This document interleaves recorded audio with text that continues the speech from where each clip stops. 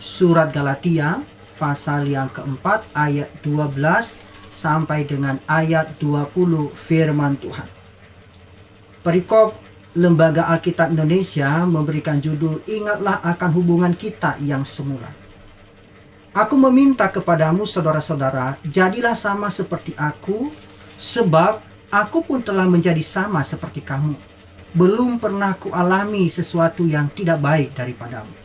Kamu tahu bahwa aku pertama kali telah memberitakan Injil kepadamu oleh karena aku sakit pada tubuhku. Sungguh pun demikian, keadaan tubuhku itu yang merupakan pencobaan bagi kamu. Namun kamu tidak menganggapnya sebagai sesuatu yang hina dan yang menjijikan, tetapi kamu telah menyambut aku, sama seperti menyambut seorang malaikat Allah. Malahan sama seperti menyambut Kristus Yesus sendiri. Betapa bahagianya kamu pada waktu itu. Dan sekarang, di manakah bahagiamu itu? Karena aku dapat bersaksi tentang kamu, bahwa jika mungkin kamu telah mencungkil matamu dan memberikannya kepadaku. Apakah dengan mengatakan kebenaran kepadamu aku telah menjadi musuhmu? Mereka dengan giat berusaha untuk menarik kamu, tetapi tidak dengan tulus hati. Karena mereka mau mengucilkan kamu, supaya kamu dengan giat mengikuti mereka. Memang baik kalau orang dengan giat berusaha menarik orang lain dalam perkara-perkara yang baik, asal pada setiap waktu dan bukan hanya bila aku ada di antaramu. Hai anak-anakku, karena kamu aku menderita sakit bersalin lagi, sampai rupa Kristus menjadi nyata di dalam kamu. Betapa rinduku untuk berada di antara kamu pada saat ini dan dapat berbicara dengan suara yang lain, karena aku telah habis akal menghadapi kamu. Amin untuk kebenaran firman Tuhan. Bapak, Ibu, Saudara yang dikasihi dalam Tuhan Yesus Kristus, perenungan firman Tuhan pada pagi hari ini di bawah tema membangun relasi dalam kebenaran. Membangun relasi dalam kebenaran. Bapak, Ibu, Saudara yang dikasihi dalam Tuhan Yesus Kristus, ayat-ayat firman Tuhan yang sudah kita baca itu mengungkapkan ada keretakan serius dalam hubungan yang pernah ada di antara Paulus dan orang-orang kudus yang ada di Galatia. Meskipun Paulus menganggap itu sebagai sesuatu yang serius terhadap kesalahan jemaat Galatia, namun jemaat Galatia sendiri juga menganggap serius masalah ini terhadap Paulus. Kehangatan dan kasih mereka pada saat Paulus berada di tengah-tengah mereka di awal sekali pertemuan itu sudah mulai dingin, hingga menjadi sikap yang acuh tak acuh, bahkan sikap yang sangat mengerikan. Mengapa? Karena tuduhan-tuduhan terhadap Paulus mempertanyakan keberadaannya, dan ini sudah kita renungkan dalam bagian-bagian sebelumnya.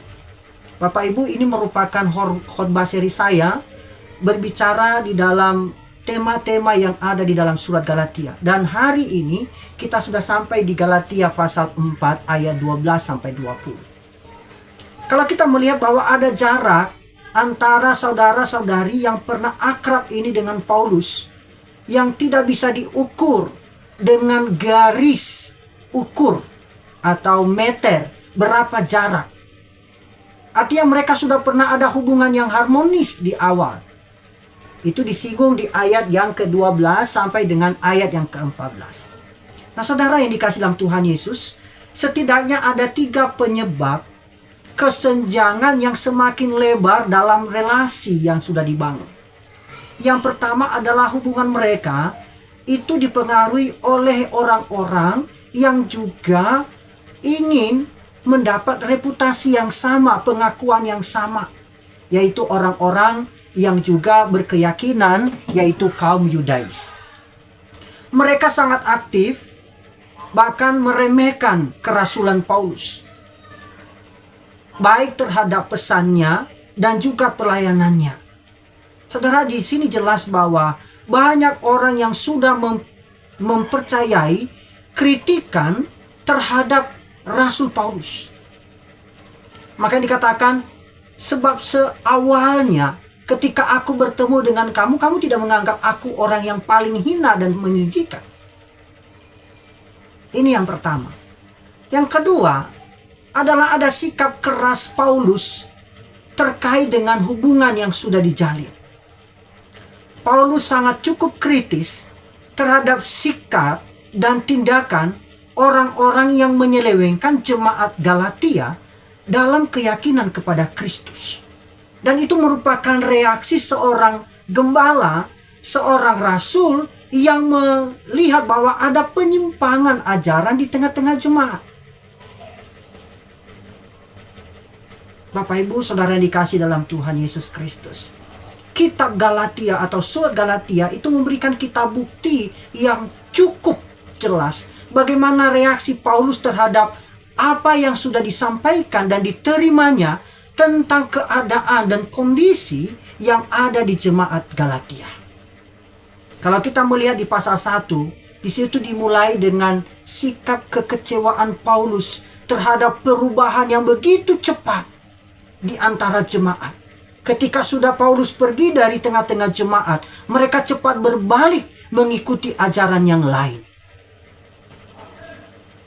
Selanjutnya di bagian yang ketiga, hal yang menyebabkan makin memburuknya hubungan antara Paulus dengan jemaat Galatia, kita temukan di dalam diri jemaat Galatia itu sendiri. Dan memang itu merupakan sudah sifat manusia. Selalu ketika menerima kritikan, ketika menerima teguran, ketika menerima nasihat memang kurang enak. Dan itu membuat keretakan, membuat kesenjangan. Saudara yang dikasihi dalam Tuhan Yesus Kristus, kalau kita melihat di awal pendahuluan ini, kita bisa memahami bahwa hubungan yang tadinya sudah dibangun dengan harmonis, tiba-tiba berubah. Ada sikap, ada gap, ada pemisah, ada yang membuat seolah-olah yang tadinya sebagai saudara di dalam iman kepada Kristus itu berubah, terbalik, menjadi musuh bebuyutan. Terjadi perpecahan yang nyata dan bergejolak di antara jemaat. Kita juga tidak bisa memungkiri dalam sebuah organisasi terjadi pergesekan, terjadi perselisihan, perbedaan pendapat. Itu wajar.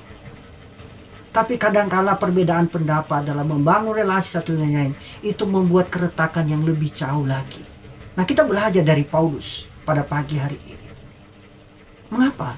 Karena ada perubahan yang terjadi, motivasi, cara kerja, ya, ada perubahan suasana hati yang nyata antara jemaat Galatia dengan Paulus. Sehingga Paulus menggunakan istilah yang penuh kasih untuk memulai, membangun kembali, menciptakan bagaimana supaya terjadi keharmonisan kembali, relasi yang baik dengan mengungkapkan saudara. Dan itu diawali daripada kitab atau surat Galatia. Dia memanggil jemaat Galatia. Walaupun dia mendengar, dia kecewa terhadap berita yang dinilai, tapi dia memanggil dengan penuh kasih sayang. Saudara yang dikasihi dalam Tuhan Yesus Kristus. Bahkan di ayat 19, dia menggunakan dengan kalimat yang sangat sederhana. Anak-anakku. Ini merupakan sebuah ungkapan yang sangat umum digunakan oleh Rasul Paulus. Bahkan rasul-rasul yang lain ketika ada sesuatu yang mungkin tidak mengenakan. Salah satu murid Tuhan Yesus yang menggunakan kasih sebagai seorang ibu kepada anak-anak adalah Rasul Yohanes. Dia menyebut orang-orang yang dilayani anak-anakku, kepada anak-anakku yang kukasih. Saudara, Paulus tidak berbicara sebagai otoritasnya sebagai seorang rasul dengan kata-kata yang pedas seperti para nabi dalam perjanjian lama. Namun dia mengungkapkan sebuah ungkapan seorang orang tua atau seorang ibu yang juga mengalami kesakitan, yang juga dia alami sendiri bagaimana perilaku anak-anaknya yang mengecewakan. Saudara, ini merupakan satu bagian keprihatinan Paulus. Dan kita belajar dari Paulus. Dia tidak menganggap jemaat Galatia sebagai musuhnya, tetapi dia menganggap ini adalah bagian yang mungkin mereka salah mengerti, salah memahami, harus dibangun kembali. Bapak Ibu Saudara yang dikasihi dalam Tuhan Yesus Kristus, Kadangkala dalam kehidupan kita, ketika terjadi perselisihan atau pergesekan, ada perbedaan pendapat, itu membuat terjadinya kesenjangan. Ya. Kita sudah berusaha membangun keharmonisan atau membangun relasi yang baik, tapi suasana hati sudah tidak mengenakan. Kita tidak mau lagi bekerja sama, tidak mau membangun lagi bagaimana melanjutkan hubungan itu dengan baik. Tapi kita belajar dari Paulus.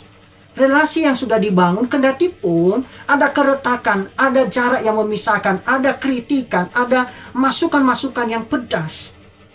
Baik antara jemaat Korintus maupun Paulus sendiri. Dia memberikan penjelasan di sini. Dia memberikan kita gambaran bahwa marilah kita membangun relasi itu di atas dasar kasih. Apa yang kita lihat di ayat 12 sampai 14. Hal yang pertama bagian ini membangun relasi dalam kebenaran, maka relasi itu yang dibangun atas kasih. Saudara, penyimpangan pengajaran yang ada di tengah-tengah jemaat Korintus, jemaat Galatia, itu melibatkan lebih dari sekedar prinsip. Mengapa? Karena itu melibatkan orang. Dan Paulus sangat bijaksana dalam hal ini. Mengapa? Karena dia memahami bahwa ketika dia berurusan dengan prinsip-prinsip, ajaran-ajaran, dia juga harus berurusan dengan orang-orang yang ada di sekelilingnya, yang ada di komunitas itu. Ketika orang-orang Galatia memilih untuk mengikuti ajaran yang lain dari apa yang diajarkan oleh Paulus, daripada Injil yang diberitakan oleh Paulus, mereka berpaling dari Paulus. Itu tidak membuat Paulus ciut. Penyimpangan pengajaran di sini bisa dengan ketidaktaatan. Bahkan ini juga bisa merusak hubungan relasi pribadi antara Paulus dengan jemaat. Hubungan yang sudah mengakar, yang sudah diawali dengan baik dalam Kristus.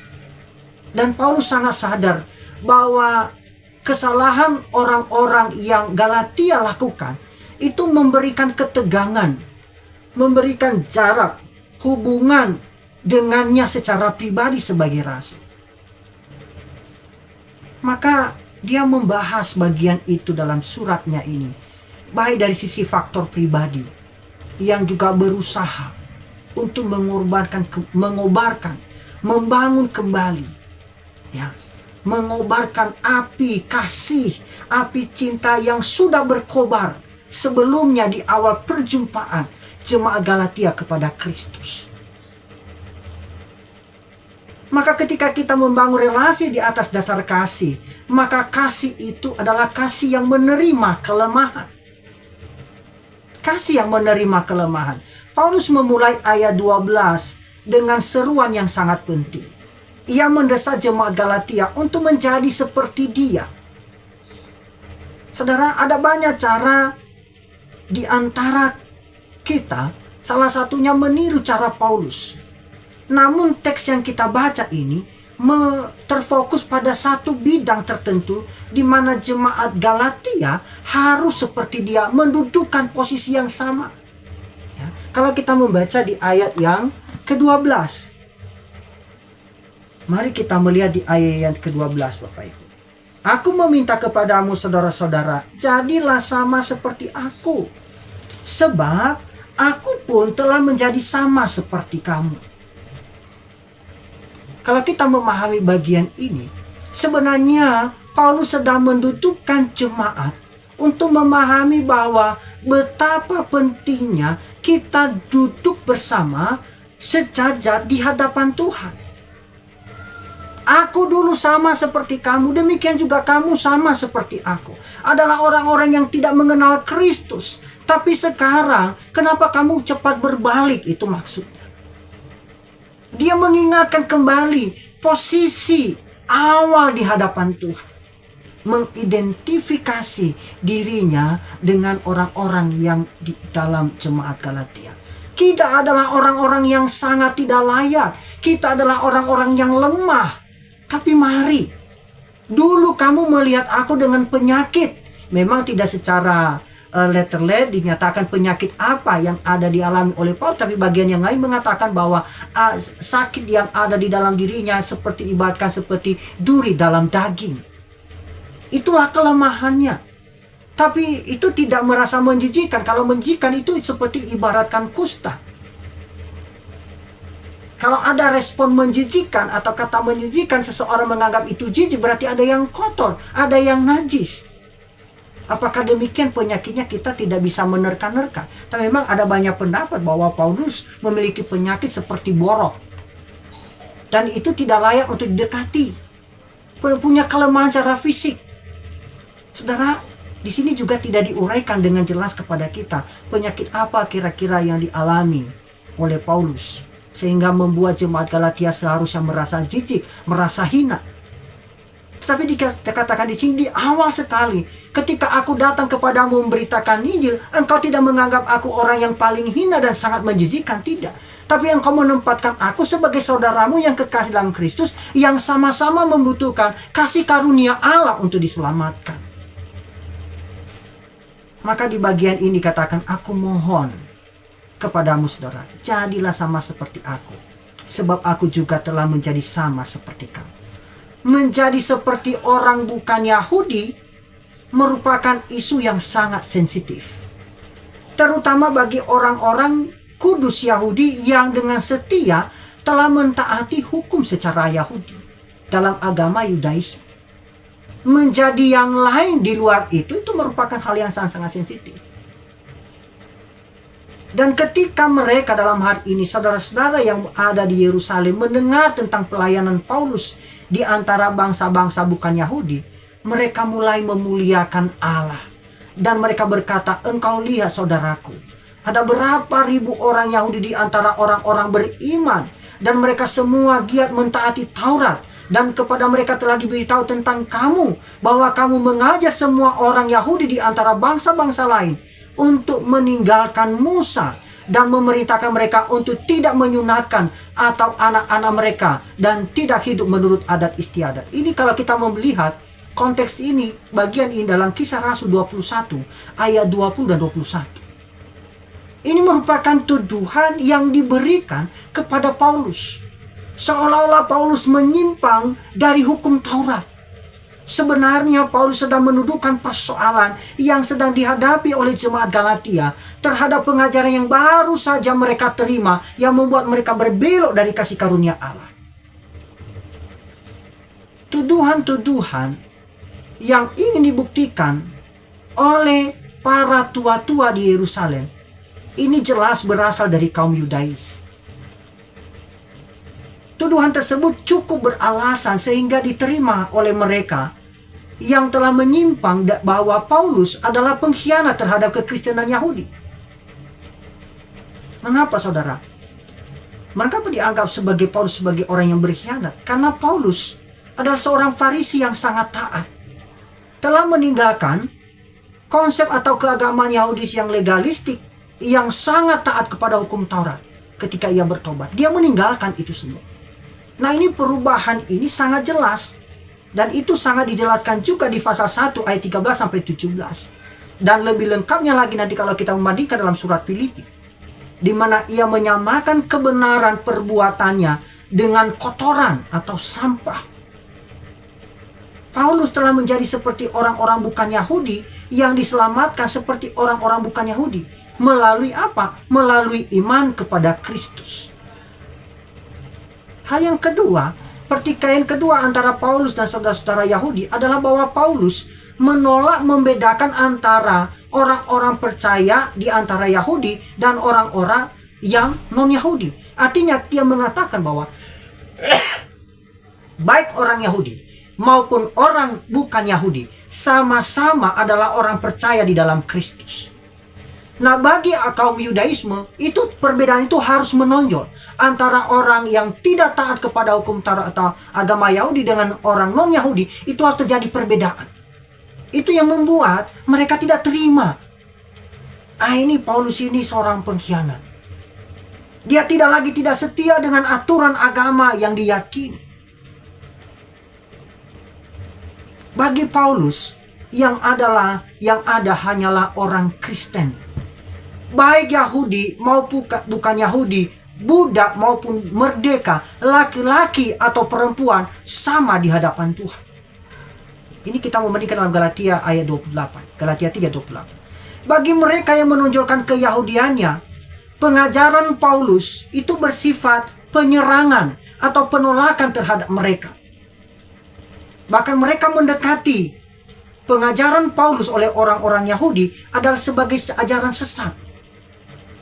Demikian juga sebaliknya, Paulus melihat pengajaran orang-orang yang mengagungkan agama Yudaisme, yang mengutamakan hidup menaati hukum Taurat dan perbuatan sebagai tindakan supaya diselamatkan, itu merupakan juga penyimpangan. Inilah yang diajarkan oleh Paulus. Saudara, dibangun di atas dasar kasih. Yang selanjutnya yang membuat makin mengerucut hubungan antara Paulus dengan orang-orang para guru-guru yang ada di antara orang-orang Galatia adalah cara kerja Paulus yang cenderung menentang pengajaran yang diajarkan oleh orang-orang yang memang menyimpang dari ajaran Kristus. Bapak Ibu Saudara yang dikasihi dalam Tuhan Yesus Kristus, inilah yang membuat Paulus harus memulainya dengan kasih. Apakah dia merasa dengan jemaat Galatia yang dengan mudahnya membelok, dengan mudahnya menyimpang dari pengajaran yang diajarkan, apakah dia tidak terima? Tidak. Justru dia menerima semua kelemahan itu. Tapi ketika dia menerima kelemahan itu, dia juga meluruskan motivasi yang baik, cara hidup yang baik. Bapak Ibu Saudara yang dikasihi dalam Tuhan Yesus Kristus, kalau kita mau membangun relasi yang benar, maka kita harus memulainya dibangun di atas dasar kasih. Kasih itu menerima kelemahan. Selain menerima kelemahan, kasih juga menunjukkan jalan yang benar. Ketika Paulus mengajak jemaat Galatia untuk menjadi seperti dia, Paulus sebenarnya sedang mendesak jemaat Galatia untuk menjadi diri mereka sendiri. Sebagai orang-orang yang sudah mengalami keselamatan atau sudah diselamatkan oleh kasih karunia Allah dan tidak perlu mengubah identitas mereka. Tidak perlu, tapi yang mereka ubah adalah cara pandang mereka memahami kasih karunia yang sudah dianugerahkan oleh Allah. Tidak perlu ketika saudara dan saya punya identitas sebagai orang Nias. Ketika saudara sudah percaya kepada Kristus, maka saudara harus wajib mengubah identitasnya menjadi orang Batak. Tidak. Kita tetap menjadi orang Nias, tapi orang Nias yang sudah mengalami perjumpaan pribadi dengan Tuhan, yang sudah mengalami kasih karunia dengan Tuhan. Itulah yang dimaksudkan oleh Paulus kepada jemaat Galatia. Kamu adalah orang-orang Galatia yang tadinya orang tidak merdeka, orang berdosa, sekarang sudah merdeka di dalam Kristus. Maka gunakanlah kemerdekaan itu dalam Kristus sebagai kasih karunia Allah yang tiada taranya. Jangan mudah berbalik lagi dari cara yang sudah Allah kerjakan itu. Demikian juga dengan kita jemaat yang dikasihi Tuhan. Ketika kita mau membangun relasi di atas dasar kasih, artinya membangun relasi dalam kebenaran, kita mulai di atas dasar kasih. Kasih itu harus mampu menerima kelemahan orang lain. Kita sangat sulit dan tidak mudah untuk menerima kelemahan orang lain, bukan? Kalau kita jujur dengan diri kita, berapa banyak kita sudah bisa berdamai dengan orang yang punya banyak kelemahan, dan kita menerima mereka dengan apa adanya atas dasar kasih. Silakan Bapak Ibu jawab dalam hati. Demikian juga dengan saya. Apakah dengan kita menerima kelemahannya, kita juga bisa menunjukkan kebenaran? Kasih kita bisa menunjukkan kebenaran terhadap mereka, seperti yang dilakukan oleh Paulus. Ataukah sebaliknya? Dengan kita berkata, biarkan aja lah. Mereka ya mereka, saya kan saya. Nah, kalau kita punya sikap seperti ini bukan kasih yang sesungguhnya, saudara. Kita tidak sedang membangun hubungan dalam kebenaran. Kasih kita hanya kalau kita punya kepentingan. Tapi mari kasih kita seperti apa yang ditunjukkan oleh Paulus. Dia terima kritikan, dia terima masukan. Bahkan dia terima kelemahan mereka yang begitu cepat berbalik. Apakah itu menghalangi kasihnya kepada jemaat Galatia? Tidak. Justru kalau kita melihat di bawah, dia mau membangun kembali. Ayo, jangan tinggal diam. Saudara, kadang-kala kita terlena dengan pikiran-pikiran yang begitu negatif tinggi kepada orang yang mungkin punya kelemahan, yang mungkin tidak sesuai dengan harapan kita. Mungkin kita berkata, pasti dia tidak mampu lagi. Pasti nanti mengulang hal yang sama. Pasti dan pasti. Saudara, kalau kita mengedepankan itu semua, apa yang dikatakan oleh Paulus, kita belajar dari Paulus, sebenarnya kita sudah dalam posisi yang salah, saudara. Tapi Paulus mendudukan kembali posisi jemaat Galatia ini sama seperti dirinya di hadapan Kristus. Yang tadinya begitu banyak mungkin sesuatu yang sangat dibanggakan oleh Paulus, yang tidak dimiliki oleh orang lain. Bahkan itu membuat perbedaan yang sangat mendasar dengan jemaat Galatia, dengan orang-orang di luar daripada Farisi. Tapi itu dikatakan, justru pengenalan akan Kristus itu lebih mulia dari semuanya. Saudara dan saya adalah orang-orang yang sudah mengalami hidup baru dalam Kristus. Seharusnya itu termanifestasi dalam kehidupan kita. Sebagai orang yang sudah percaya kepada Kristus, bisa mewujud nyatakan itu. Apakah dia juga tidak mendisiplinkan jemaat Galatia? Dia juga menegur dengan tegas. Bahkan Rasul Petrus, kalau kita membaca di pasal sebelumnya, seorang rasul, dia juga tidak memikir menang bulu. Karena kamu rasul berarti bisa diabaikan. Tidak. Dia juga dengan lantang menegur kesalahan Rasul Petrus. Bagaimana juga dia mencoba membeda-bedakan. Pilih kasih.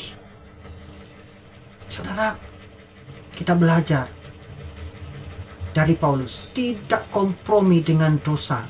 Tapi juga dia tidak menunjukkan, dia juga tidak menolak orang karena kelemahan orang itu.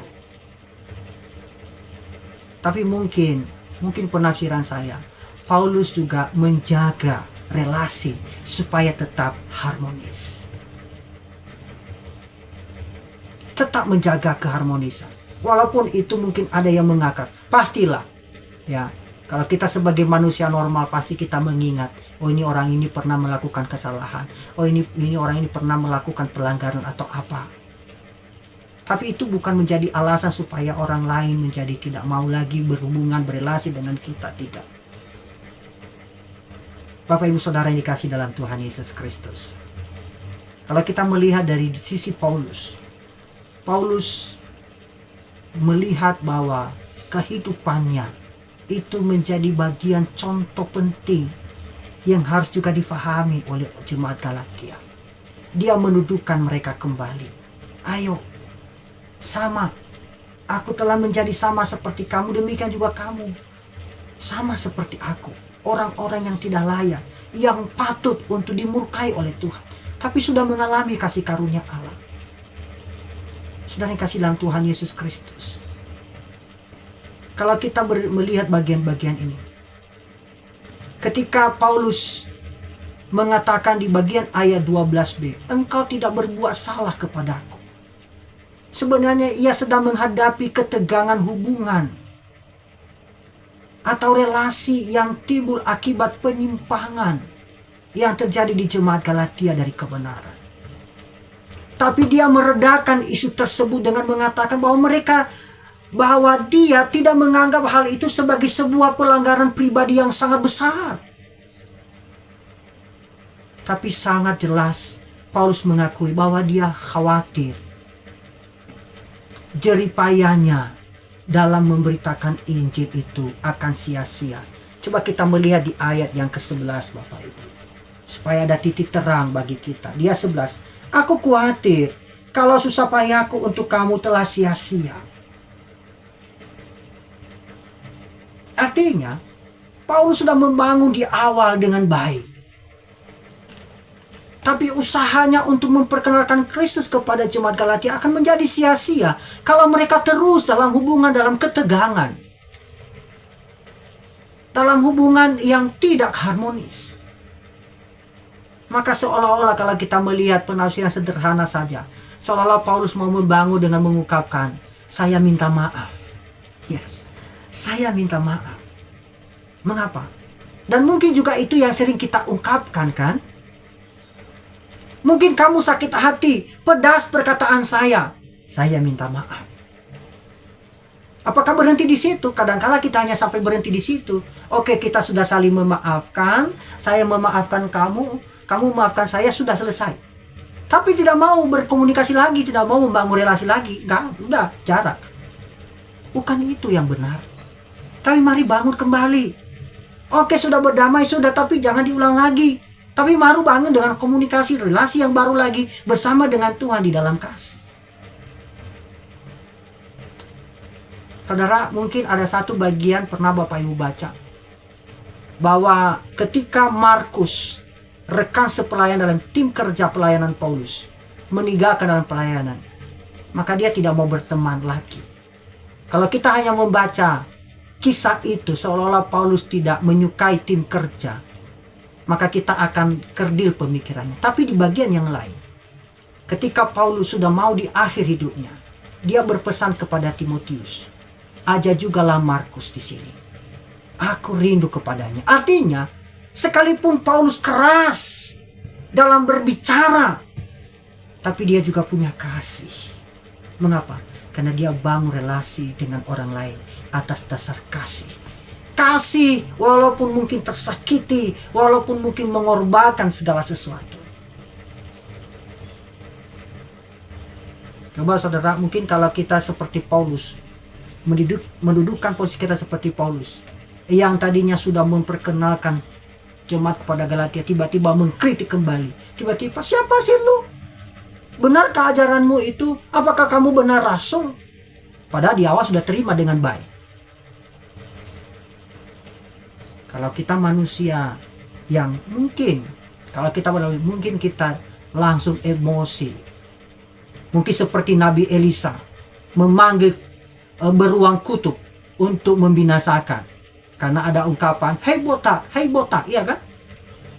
Tapi Paulus tidak demikian. Artinya, ini adalah pribadi yang sudah mengenal Kristus dengan baik. Memberikan kita teladan yang baik. Bahwa mungkin mengecewakan. Jemaat ini mengecewakan, menyakitkan hati, tapi mau membangun kembali. Bapak Ibu Saudara yang kasih dalam Tuhan Yesus Kristus.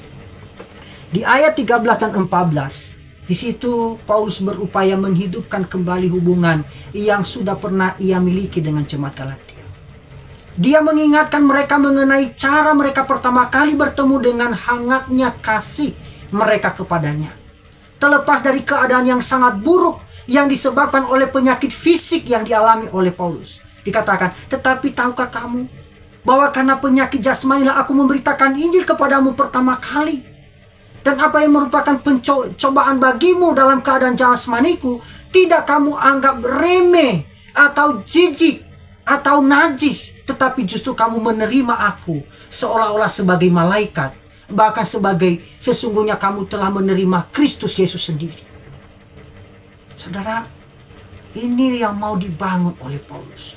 Meskipun ada banyak spekulasi mengenai sifat penyakit tubuh yang dikatakan oleh Paulus di bagian ini. Walaupun kita melihat bahwa sebenarnya tidak ada satu penyakit pun yang dapat mengklaim kebenarannya dengan jelas. Artinya, sudah katakan tadi bahwa memang di bagian ini terjelaskan penyakit apa sih yang diderita oleh Paulus. Tapi dari kata yang digunakan, najis, menjijikan, itu kalau dalam konsep agama Yahudi, najis dan menjijikan itu merupakan penyakit kusta, ya, atau borok, atau mungkin penyakit kudis yang membuat orang tidak mau mendekat. Ya. Atau mungkin kotor. Kondisi Paulus yang sangat menjijikan itu terlihat dari ungkapan yang diungkapkan dengan tegas, dihina dan dibenci. Dibenci itu bisa berarti memandang dengan sangat hina atau mengabaikan. Bisa juga dengan tindakan yang spontan. Ketika orang dilihat secara langsung meludah, itu reaksi, respon. Atau mungkin karena bau kita langsung tutup hidung, ya kan? Ada respon. Tidak ada daya tarik secara manusia dalam penampilan. Namun meskipun penampilan seperti ini menyedihkan, sambutan terhadap jemaat, terhadap Paulus oleh jemaat Galatia itu sangatlah hangat. Ya, sangatlah hangat. Dikatakan sebagai malaikat, bahkan lebih baik lagi dikatakan sebagai Kristus itu sendiri, ayat 14. Artinya mereka menempatkan Paulus juga sebagai orang yang sangat berharga. Demikian juga sebaliknya. Yang membuat terjadi kerenggangan adalah ketika ada orang ketiga di luar dari hubungan ini. Ada orang-orang yang mencoba memanipulasi informasi, memanipulasi kebenaran, masuk ke telinga jemaat. Akhirnya jemaat menerima itu sebagai kebenaran. Dan mereka berbalik arah kepada Paulus dan membalikkan fakta. Akhirnya Paulus merasa tersingkir, merasa direndahkan. Tapi Paulus tidak menganggap itu sebagai satu tantangan yang menghalangi hubungan yang harmonis ini. Dia mau bangun kembali. Saudara yang kasih dalam Tuhan Yesus Kristus, ini memang sangat menarik. Maka marilah kita bangun relasi yang juga diuji oleh kebenaran. Selain membangun relasi di atas kasih, maka kita juga harus membangun relasi yang bisa diuji oleh kebenaran. Dalam ayat 15 dan 16, kasih yang sangat hangat dan yang lembut yang juga pernah mempersatukan Paulus dan jemaat Galatia itu sudah mulai sirna. Namun di sini Paulus mulai menunjukkan bahwa perasaannya terhadap jemaat Galatia tidak pernah berubah. Dia tidak merasa tersinggung terhadap jemaat Galatia. Tapi yang menjadi pertanyaan, lalu mengapa hubungan antara Paulus dan jemaat di Galatia itu menjadi renggang? Pertanyaannya, ini terdapat dalam ayat 15 dan 16. Mengapa? Karena berada di dalam kebenaran. Kebenaran yang memisahkan. Paulus bertanya, apakah aku menjadi musuhmu karena mengatakan kebenaran? Ini menunjukkan bahwa dalam relasi, ketika kita berbicara kebenaran, mungkin ada saat-saat di mana kita menghadapi yang namanya penolakan. Kebenaran terkadang menyakitkan. Relasi yang sehat harus mampu menanggung kebenaran itu. Saudara, Paulus menunjukkan situasi yang sangat ironi di sini. Ketika Paulus dilanda kelemahan fisiknya, orang-orang Galatia mengabaikan penampilannya yang menjijikan dan menerima dia dengan hangat. Ketika Paulus menulis surat ini, hubungan menjadi dingin. Paulus mulai menyelidiki alasan renggangnya persahabatan, relasi mereka di ayat 15. Mereka pernah merasa diberkati dengan kehadiran Paulus, namun kini tidak lagi. Mereka pernah rela mencungkil mata mereka, namun pengorbanan itu berubah menjadi penolakan. Apa yang menyebabkan perubahan yang dramatis ini? Di ayat 16, di situ ada jawaban. Paulus telah menjadi musuh orang Galatia. Karena apa? Karena mengatakan kebenaran kepada mereka.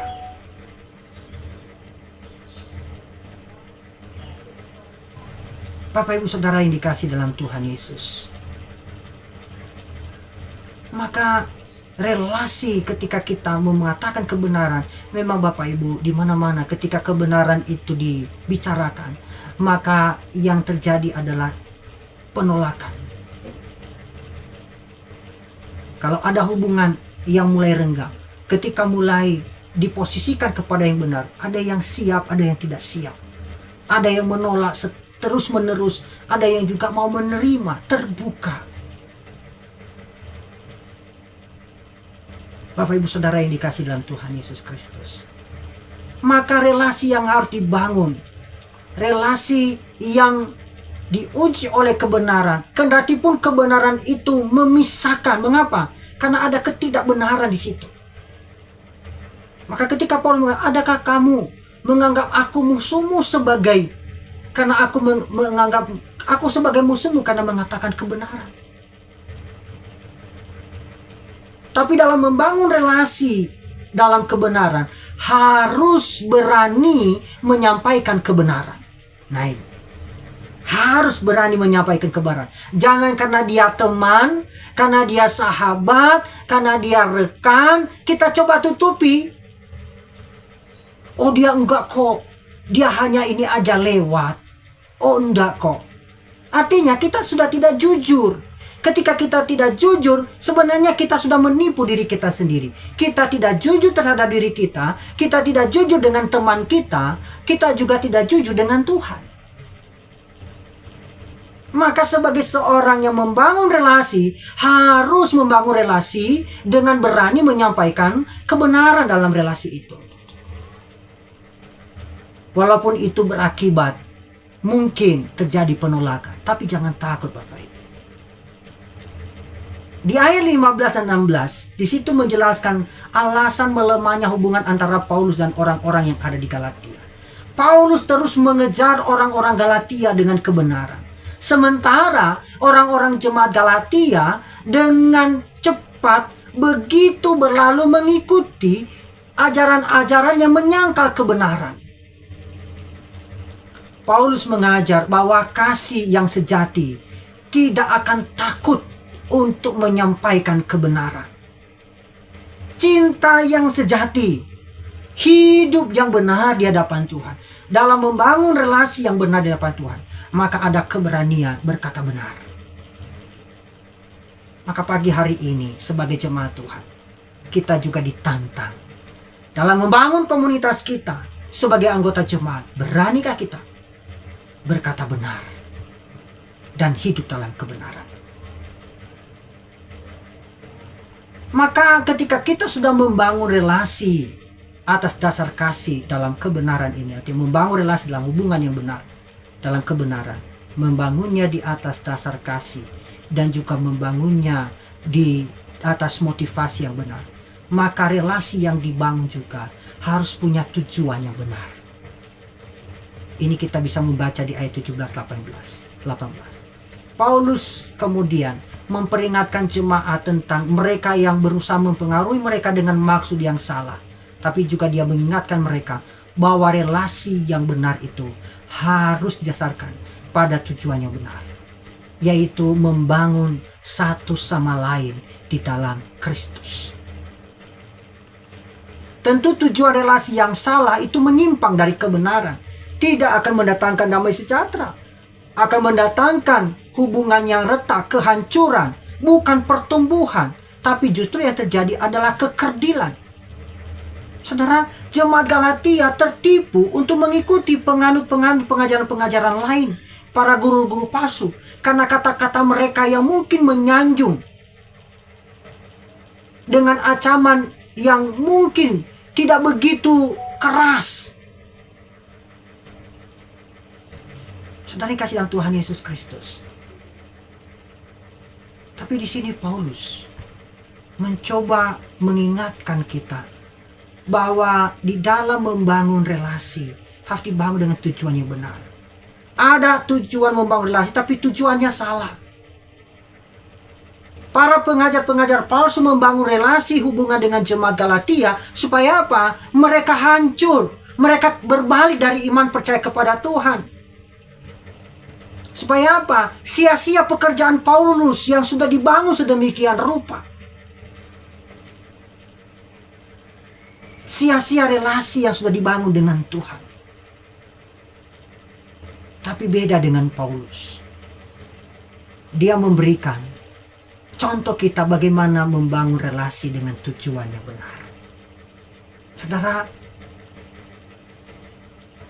Paulus sangat berbeda dengan para pengajar-pengajar yang ada di antara orang-orang Galatia, pengajar-pengajar kaum Yudaisme yang membelokkan mereka dari iman kepada Kristus. Tapi Paulus memberikan mereka penjelasan tujuan yang benar dalam membangun relasi dengannya, yaitu tujuannya apa? Yaitu pengenalan mereka akan Kristus. Supaya apa? Hubungan mereka dengan Kristus terjalin kembali, dibangunkan kembali. Bukan supaya mereka mundur, bukan. Saudara, kadangkala juga kita disalah mengerti dalam hidup ini. Apa yang kita katakan benar disalah mengerti. Bahwa ini nanti tujuannya ini, tujuannya ini. Kadangkala seperti itu. Walaupun tujuannya yang kita sampaikan itu benar, mengarahkan kebenaran, tapi mungkin ketika menempuh proses itu adalah proses yang berat, proses yang sulit. Contohnya kita melakukan sesuatu rekonsiliasi. Tujuan kita, ayo ambil tindakan yang benar. Berikan dia pengampunan dan terima dia sebagaimana adanya dengan kelemahannya apapun dimiliki. Nah, tapi ada orang yang menganggap, jangan-jangan ini malah mengorbankan saya. Oh, jangan-jangan dan jangan-jangan. Artinya saudara, kadangkala kita membaca sebuah surat yang tidak pernah ditulis. Kita mencoba menerka-nerka dengan pikiran negatif kita. Tapi kita belajar dari Paulus. Kalau seseorang mengarahkan kita untuk memuliakan Tuhan, percaya kepada Tuhan, maka itu adalah tujuannya benar. Tapi kalau seseorang mengarahkan kita berbalik dari Tuhan, itu otomatis tujuannya salah. Kalau seseorang mengarahkan kita untuk hidup jujur sesuai dengan kebenaran firman Tuhan, itu pasti tujuannya benar. Tapi kalau seseorang mengarahkan kita supaya kita merasa nyaman, tidak ada teguran, seolah-olah tidak ada ancaman, dan kita tahu bahwa ini berdampak memanipulasi kebenaran, itu pasti tujuannya tidak benar. Sebenarnya itu yang mau diungkapkan oleh Paulus. Jemaat Galatia, kenapa kamu cepat berbalik? Kamu sudah tahu bahwa kamu sudah mengalami kasih karunia dari Tuhan, sudah mengalami hidup yang baik dengan Tuhan. Tapi kenapa kamu cepat berbalik? Kenapa kamu menyanyiakan hidup itu kepada Tuhan? Kalau saya terapkan dalam kehidupan kita sehari-hari, contohnya ada seseorang membawa kita kepada hidup yang baik, memberikan kita pendidikan yang layak, memberi kita pertumbuhan. Mungkin bagi kita itu menyakitkan, jauh dari keluarga, berpisah dari orang lain. Tapi tujuannya apa? Mengarahkan kita supaya masa depan kita, masa depan yang penuh damai. Membuat kita masa depan kita itu baik adanya. Tapi kalau kita menganggap itu sesuatu yang salah, kita menyia-nyiakan kesempatan yang ada. Saya kasih contoh saja. Di dalam jemaat kita ini kan ada komunitas panti asuhan, bukan? Kita sekarang ini yang ada di pantuan bersyukur sekali. Ya, ada yayasan yang memberikan kita ditampung di satu tempat, disekolahkan, dibiayai hidupnya, diberikan pendidikan yang layak sampai kita mendapatkan pendidikan yang setara dengan orang lainnya. Artinya minimal tahu baca tulis, bisa membedakan benar dan tidak. Kalau sudah tamat SMA, itu artinya sudah bisa layak mendapatkan pekerjaan yang layak sebagai seorang manusia. Saudara harusnya bersyukur. Tapi kalau ada di antara saudara, teman-teman di panti asuhan menganggap itu adalah satu kesalahan, satu penderitaan, mohon maaf, bertobatlah. Sadar. Jangan sia-siakan kesempatan, apalagi saudara menganggap bahwa saya dilarang merokok itu merupakan penyakit. Saya dilarang untuk bebas, hidup bergaul bebas, itu merupakan penyiksaan. Saudara, kalau saudara menganggap itu merupakan sia-sia. Tapi mari. Kakak pembina mengarahkan saya, mendidik saya. Semua hamba Tuhan mengarahkan saya. Itu adalah hal yang baik. Mari ikuti. Mengapa? Tujuannya saudara diberkati hidup dengan Tuhan, maka saya yakin dan percaya hidup kita juga akan diberkati oleh Tuhan. Karena di bawah kolong langit ini, orang yang setia kepada Tuhan tidak pernah mengalami penderitaan seumur hidupnya. Mengapa? Karena janji Tuhan jelas, ya dan amin. Orang yang mengikut Tuhan dikatakan ibaratkan seperti pohon yang ditanam di tepi aliran air. tidak akan mengalami kekeringan, tapi akan menghasilkan buah pada musimnya. Apakah tidak ada penderitaan? Ada penderitaan. Apakah tidak ada proses yang berat? Ada proses. Tapi ada kekuatan Tuhan yang mendorong kita untuk melangkah, untuk mengangkat diri, terangkat, bangkit dari kelemahan itu. Mari Bapak Ibu, kita bangun relasi dengan baik. Maka teman-teman yang ada di pantun, mari bangun relasi dengan kakak pembina, dengan para pendiri, para pembina yang memberikan. Bangun relasi dengan orang-orang yang datang. Siapapun itu, jamu dengan baik. Mengapa? Karena itulah cara kerja Tuhan, mengerjakan sesuatu untuk hidup saudara dan saya, supaya apa? Diarahkan ke arah yang lebih baik. Demikian juga di mata Tuhan. Kalau ada hamba Tuhan menegur kita, mungkin mengingatkan kita akan kesalahan kita, bersyukur. Mengapa? Karena ada orang yang peduli mengasihi kita, bukan membenci kita. Ketika kita ditegur karena kesalahan kita, itu bukan membenci kita, bukan menolak kita, tapi mengarahkan kita supaya kita bertumbuh dalam iman kepada Tuhan, supaya kita hidup sesuai dengan kehendak Tuhan. Bapak Ibu Saudara yang kasih dalam Tuhan Yesus Kristus, maka kalau kita sudah membangun relasi di atas dasar kasih, kita sudah membangun relasi dengan benar, maka kita punya relasi yang sangat kuat. Punya relasi yang sangat kuat. Kalau kita membaca di ayat 19 sampai 20. Memang kalau kita melihat seperti ada perbedaan, penekanan di sini. Tapi di sini dia menggambarkan dirinya sebagai seorang keibuan. Istilah keibuan. Menekankan ada kelembutan, ada kasih yang dimiliki terhadap orang-orang yang dilayani. Dia memberikan satu kedekatan antara anak dengan ibu, antara anak dengan orang tua. Ada relasi yang sangat dekat, ada hubungan darah. Artinya, saudara, relasinya kuat. Makanya kenapa dalam komunitas kita Rumah Penjunan tidak ada orang Kupang, tidak ada orang Papua, tidak ada orang Bali, tidak ada orang Nias, tidak ada orang Batak, tidak ada orang Manado, tidak ada orang Jawa. Yang ada adalah saudara dan saya adalah jemaat Rumah Penjunan. Dibangun, ditumbuhkan melalui Rumah Penjunan. Satu dasarnya yaitu kasih. Dibangun dalam kebenaran. Kalau hubungan saling sudah kuat, seperti hubungan orang tua, seperti ibu dan anak, orang tua dengan anak, maka hubungan itu akan kuat. Tidak ada lagi yang tertutupi, itu terbuka. Saling mendahului, membangun. Ya, kalau seorang anak tidak menghormati orang tua, itu namanya anak durhaka, Bapak Ibu. Ya. Nggak diberkati Tuhan. Makanya hukum Taurat jelas dikatakan dalam penekanan, kasihilah Tuhan Allahmu dengan segenap hatimu. Oke?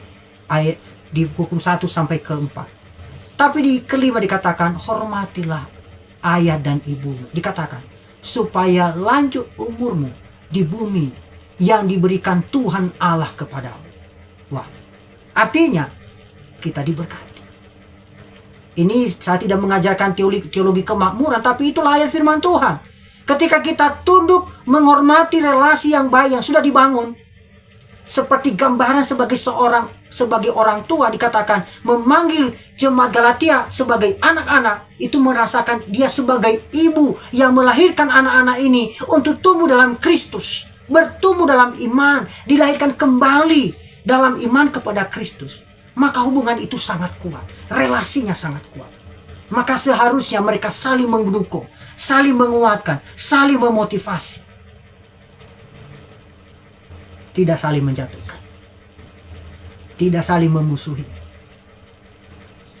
Saudara, apakah dalam keluarga tidak ada saling kritik, menasihati, menegur? Ada. Maka cilakalah keluarga yang tidak memberlakukan disiplin kepada anaknya. Disiplin itu penting. Bapak Ibu Saudara yang dikasih dalam Tuhan Yesus Kristus. Kalau kita melihat hati Paulus yang sedang dilanda duka di ayat 20, di situ ia mengungkapkan keinginannya agar bisa bersama anak-anaknya dan bisa berbicara dengan mereka dengan lembut. Namun di bagian ini dia hanya bisa mengatakan kepada mereka melalui suratnya, betapa bingung dan sedihnya dia atas apa yang terjadi pada mereka.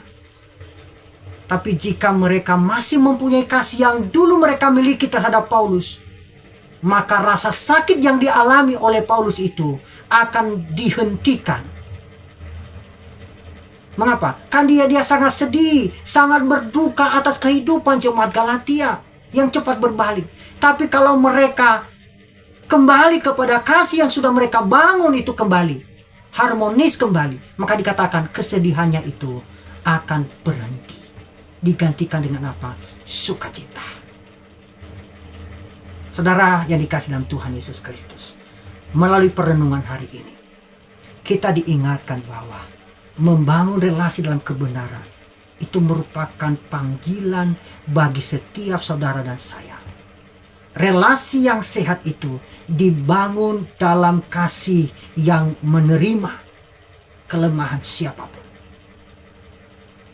Dan itu diuji oleh kebenaran. Tujuannya benar atau tujuannya salah. Dan dilandasi dengan tujuan yang benar. Yang membawa kita apa?